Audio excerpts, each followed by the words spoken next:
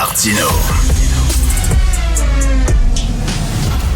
Le cauchemar de tous les woke.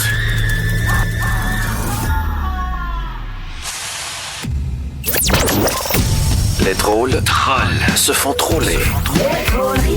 Avec Jean-Denis Scott. Alors, c'est le retour de Jean-Denis, première chronique du printemps, Jean-Denis Scott. Ben oui, puis avec le départ de l'hiver, il y a la disparition éventuelle de la neige, de la baie, de Gabriel Nadeau-Dubois aussi. Donc, le printemps arrive, mais on va vous dire, ça apparaît pas trop là, à partir de dimanche, là, maximum -1 à Montréal, pas beaucoup plus durant les jours d'après.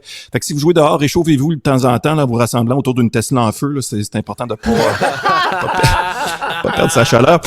C'est aussi le temps de faire comme Justin Trudeau puis d'aller au Canadian Tire. Vous avez vu les images? Ben oui. Pauvre Justin qui avait l'air un petit peu piteux avec son panier. C'est bien pour dire, hein, les gars, quand on est déprimé, on s'en va à quincaillerie pour se remonter le moral. Même si t'es le plus déprimé du pays, là, tu t'es fait rejeter par 40 millions de Canadiens, 2 sacs de crocheton, des câbles à booster, puis ça va mieux. C'est le fun pour ça. D'ailleurs, j'ai entendu dire que juste après, Trudeau est allé chez Jean Coutu, parce que ça a l'air qu'on trouve de tout, même un ami. Donc, non, mais Trudeau qui doit retrouver ce qu'il a perdu pendant ses 27 mandats.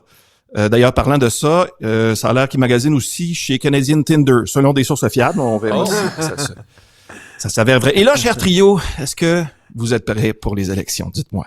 Ah oui. Ça, on se prépare depuis longtemps, on dirait. Ah oui. La répétition générale est faite. Imaginez en Ontario, évidemment, c'est deux campagnes électorales successives. Je retiens la chronique d'Emmanuel Latraverse qui dit « Enfin, une vraie élection », en allusion au fait qu'il n'y a plus un parti là, qui est 20 points en avance de l'autre dans les sondages. Pauvre Poilievre, pareil. Tu sais, lui, il est en train de subir la plus grosse game d'Uno jamais ever qu'on a vu. Tu sais, pige 42-4, revirement, perd une avance de 20 points. Poilievre, lui qui est sûrement croyant d'ailleurs, Poilievre, il aurait dû le savoir avec l'histoire d'Adam et Ève. Dès que tu croques dans une pomme, les problèmes arrivent plus longtemps après. Tu sais, en tout cas. Fait que j'ai bien hâte de voir à quoi va ressembler le paysage politique à l'issue de cette campagne électorale qui devrait être déclenchée dimanche. D'ailleurs, si je regarde le NPD dans les sondages, j'ai le goût de dire à Gabriel Nadeau-Dubois que s'il a le goût de commencer à magasiner de maison à Gatineau, peut-être que ça peut être une idée. L'autre chose qui va être intéressante de voir, c'est qu'est-ce qui va devenir de Justin Trudeau. Est-ce qu'il va résister à la tentation de commenter tout ce qui se passe au Parti libéral? Ou est-ce qu'il va commencer à s'identifier comme belle-mère? On verra. Ce sera son choix. Ailleurs dans l'actualité, Santé Québec, ça brasse sous le giron de Biron, le poste de numéro 2 qui a été aboli par la patronne. En plus, Santé Québec devra se départir de 20% de ses cadres. Je veux dire, la dernière fois que j'ai entendu qu'une entité se débarrassait de 20% de ses cadres, c'était chez Griff et Graff à l'avant du Boxing Day. Fait que, il y a ça. Donc, beaucoup de coupures. Il a sorti la hache, Mme Biron, un exercice de rationalisation, dont d'ailleurs le nom technique est diminution dans l'organigramme de gestion de l'entreprise, DOGE. Alors, je c'est inspiré un petit peu. Nos voisins du Sud.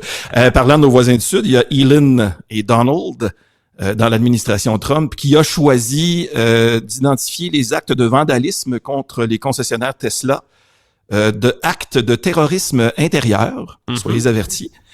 Ce qui veut dire que si tu fais un coup de peinture sur un concessionnaire Tesla, t'es un terroriste, mais si t'envahis le Capitole, t'es un patriote. Ça, c'est pas du terrorisme.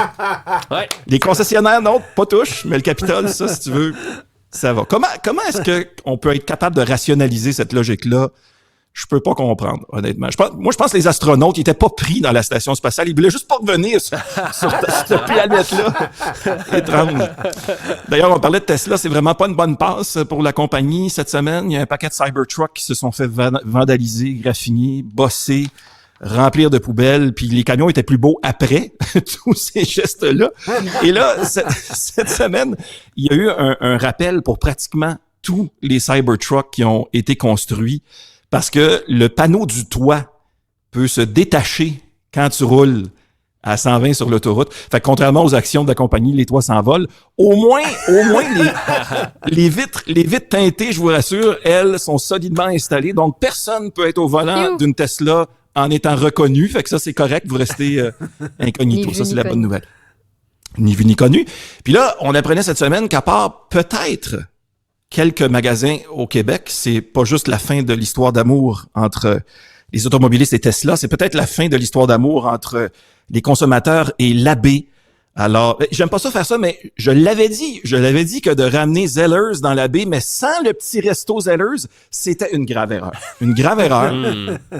Alors, après quelques mois après cette erreur monumentale, c'est terminé pour la baie du Son. Mais là, je me demandais, qu'est-ce qui va arriver avec la vraie baie du Son, l'étendue d'eau, là? Je dirais que c'est sûr qu'elle va être renommée The Bay of America. Si ça continue comme ça, il va falloir faire attention.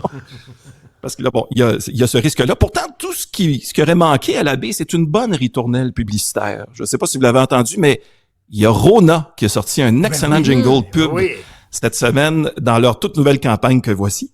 Quand le printemps arrive, tu te dis, c'est parti, c'est cette année qu'on fait le patio Hawaii chez Rona, quand c'est ton... Je peux pas croire qu'on n'avait pas eu cette idée-là avant. Alors, C'est bon. Ben oui. c'est vraiment très bon, c'est bien produit, c'est génial. Alors pour la baie, il leur manquait juste un bon jingle publicitaire avec une chanson vieille de 30-40 ans. Mais là, il est trop tard.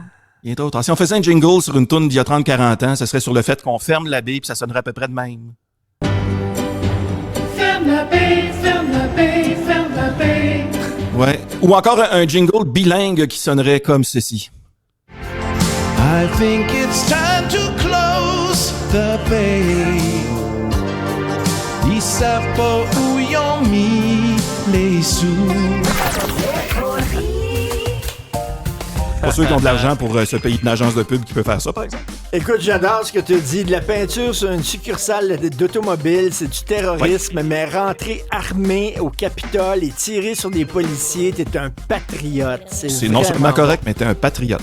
Écoute, moi aussi, je vais aller dans l'espace quand j'entends des trucs comme ça. Merci beaucoup, Jean-Denis Scott. Salut. Bye. Salut aux chats Salut. aussi. Salut. C'était la journée des chats. La journée des chats. Ben Il y oui, avait un t'as pas petit vu le chat non? de Jean-Denis? Avais-tu vu le chien d'Emmanuel Latraverse un peu plus tôt? Non. Quand elle nous parlait, elle avait son chien, mais il était super tranquille. Il était dans le coin, il dormait, tout tranquille. C'est Ouais, la ben, journée des animaux. On a un autre chat célèbre ici à Cube qui fait des apparitions régulièrement. C'est le chat de notre ami Félix Séguin. Oui, c'est Ben vrai. oui. Klaus, exactement. le chat de son nom, qui à chaque fois, on le voit jamais, mais à chaque fois que Félix se met à faire une chronique en visio, il Il se embarque pointe. dans l'écran, il saute sur le clavier, il vient se frotter Ben dessus. oui. Puis tu vois à moitié du temps Félix qui pousse le chat sur le côté pour être certain que ça ne vienne pas le déranger. Tu sais, Francis Gosselin dit souvent, hey, Tesla, ça a déjà été quand même l'entreprise chouchou de la gauche puis des écolos à Mercadir. C'était acheter une Tesla, t'as vu Ben- ça? ben oui, mais- Il dit, je suis pas rien avec ma Christie de Tesla maintenant. Il s'est parce pas que acheté un même- autocollant, justement?